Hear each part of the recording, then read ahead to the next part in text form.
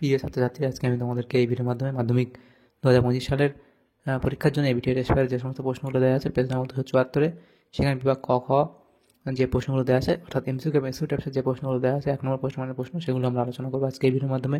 এবং এর আগে যে পেজগুলো ছিল সেই পেজগুলো আমরা বিভাগ ক এবং খ এর প্রশ্ন আমরা আলোচনা করে দিয়েছি। তোমরা লিস্ট থেকে সেই প্রশ্ন উত্তরগুলো পেয়ে যাবে। অবশ্যই তোমরা সেই প্রশ্ন উত্তর দেখে নেবে। আর এরপরের যে পেজগুলো আছে সেই পেজগুলোর প্রশ্ন উত্তর পাওয়ার জন্য অবশ্যই তোমরা আমাদের চ্যানেলটাকে সাবস্ক্রাইব করে রাখবে।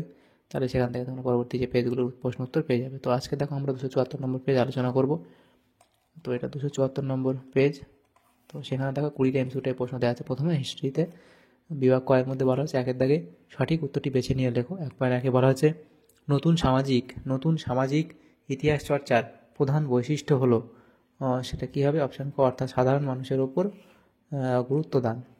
এরপরের যে প্রশ্ন সেখানে বলা আছে 1.2-এ বলা আছে letters from a father to his daughter.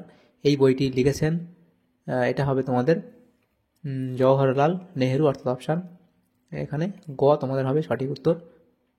এরপরের প্রশ্ন দেখা আছে, বলা আছে যে ভারতের প্রথম বাঙালি সংবাদপত্র প্রকাশক ছিলেন, সেটা গঙ্গা কিশোর ভট্টাচার্য।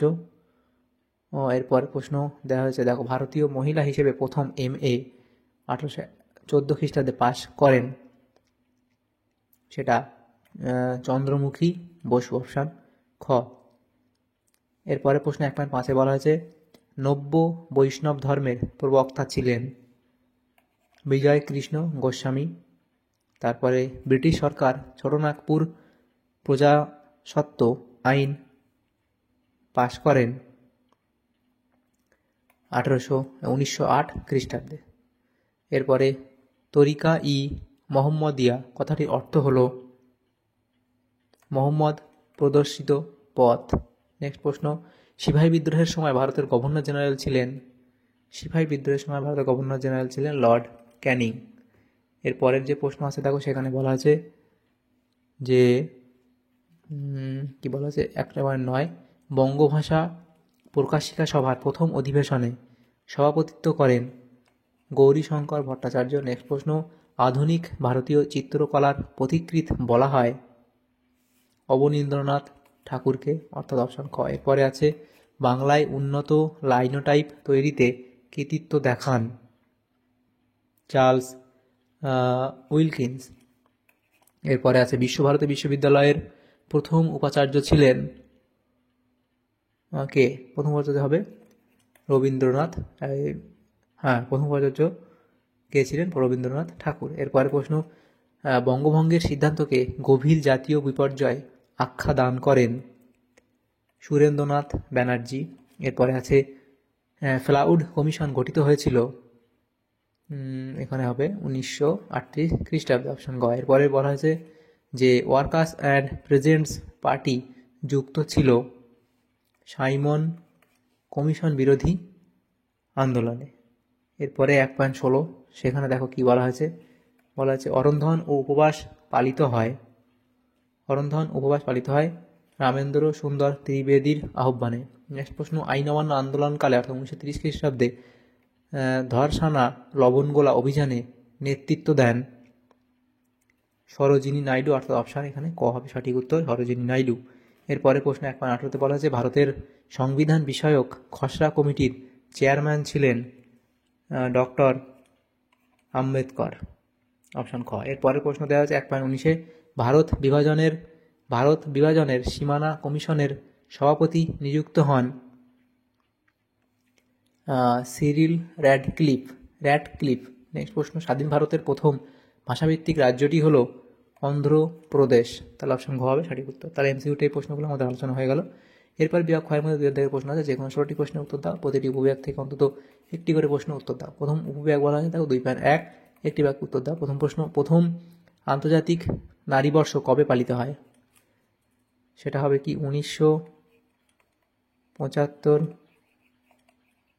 সালে, 1975 সালে 8 মার্চ। এরপরে দেখো বলা হয়েছে যে ভারতের বন বিভাগের প্রথম ইন্সপেক্টর জেনারেল কে ছিলেন? সেটা হবে কি ডিয়েট্রিক ব্রান্ডিস। ডিয়েট্রিক ব্রান্ডিস। নেক্সট প্রশ্ন, কত খ্রিস্টাব্দে দিওয়ালি ছাত্রী সংঘ প্রতিষ্ঠিত হয়?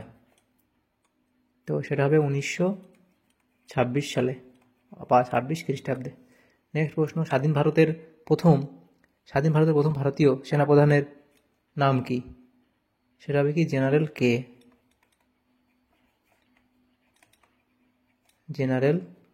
কে। এরপরে প্রশ্ন দেওয়া আছে, দেখো 2.2 উপবিভাগ ঠিক ভুল নির্ণয় করো। প্রথম প্রশ্ন, লর্ড হার্ডিঞ্জ ঘোষণা 1844 খ্রিস্টাব্দে পাশ্চাত্য শিক্ষা লাভ করলে সরকারি চাকরিতে অগ্রাধিকার পাওয়া যাবে, এটা এখানে ঠিক বলা হয়েছে। নেক্সট প্রশ্ন, 1885 খ্রিস্টাব্দে উমেশচন্দ্র ব্যানার্জি জাতীয় কংগ্রেসের প্রথম অধিবেশন সভাপতিত্ব করেন, এটা সঠিক বলা আছে। নেক্সট প্রশ্ন, আইএসিএস এর মুখপত্রটির নাম হলো ইন্ডিয়ান জার্নাল অব ফিজিক্স, তাহলে এখানে তোমাদের ভুল বলা হয়েছে। নেক্সট প্রশ্ন দেওয়া আছে, দেখো মাতঙ্গিনী হাজরা 1942 খ্রিস্টাব্দের ভারত ছাড়ো আন্দোলনে সক্রিয়ভাবে, এরপরে প্রশ্ন দেখো 2.4 মাতঙ্গিনী হাজরা 1942 খ্রিস্টাব্দের ভারত ছাড়ো আন্দোলনে সক্রিয়ভাবে অংশগ্রহণ করেন, তো এটা এখানে ঠিক বলা হয়েছে। নেক্সট যে প্রশ্নগুলো আছে দেখো সেখানে কি বলা হয়েছে, কয়স্তম্ভের সঙ্গে ক্ষয়স্তম্ভ মেলাও, 2.3-এর দাগের প্রশ্ন, কয়স্তম্ভ এবং ক্ষয়স্তম্ভ। তো ডিরোজিওর সাথে এখানে তোমাদের মিলবে কি একাডেমিক অ্যাসোসিয়েশন, এবং রফিক মণ্ডল সেটা হবে কি নীল বিদ্রোহের নেতা, সুরেন্দ্রনাথ ব্যানার্জি ইন্ডিয়ান অ্যাসোসিয়েশন, যতীন্দ্রনাথ সেনগুপ্ত সেটা হবে দেশপ্রিয়। তাহলে এভাবে তোমাদের মিলে নিতে হবে বামে কয়স্তম্ভ ক্ষয়স্তম্ভ। এরপরে যে প্রশ্নগুলো আছে দেখো 2.5 নিম্নলিখিত বিবৃতিগুলির সঙ্গে সঠিক ব্যাখ্যা নির্বাচন করো। 2.4 ছিল, সেখানে ম্যাপ পানি, সেগুলো করবো না, আমরা পরে চলে আসবো উপবিভাগ 2.5। সেখানে বিবৃতি বলা আছে 2.5 1, স্যার চার্লস উডের নির্দেশনামা বা ডেসপ্যাচ হলো ভারতে শিক্ষাক্ষেত্রে ম্যাগনা কাটা। তো এখানে তোমাদের সঠিক যে ব্যাখ্যা হবে সেটা ব্যাখ্যা 3টা সঠিক হবে, যে প্রাথমিক ক্ষেত্রে উচ্চশিক্ষা পর্যন্ত প্রাথমিক থেকে উচ্চশিক্ষা পর্যন্ত শিক্ষা ব্যবস্থায় সামঞ্জস্য রেখে তার বিস্তারে গুরুত্ব আরোপ করা হয়। নেক্সট 2.5 বিবৃতি বলা আছে 1921 খ্রিস্টাব্দে রবীন্দ্রনাথ ঠাকুর বিশ্বভারতী প্রতিষ্ঠা করেন।